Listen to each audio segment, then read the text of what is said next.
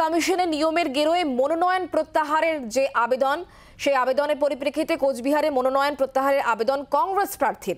বাম কংগ্রেস চাপানোতরের জেরে প্রত্যাহারের এই আবেদন, তবে কমিশনের নিয়মের জেরে আটকে গেল এই প্রত্যাহার।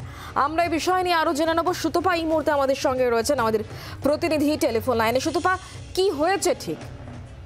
দেখো, কংগ্রেস প্রার্থী তিনি মনোনয়ন জমা দিয়ে দিয়েছিলেন কুচবিহারে, এবং তুমি জানো যে বামফ্রন্টের সাথে কংগ্রেসের যে টাই আপের কথাবার্তা চলছে, তাতে যেটা সিদ্ধান্ত হয় যে কংগ্রেস প্রার্থীপদ প্রত্যাহার করে নেবে।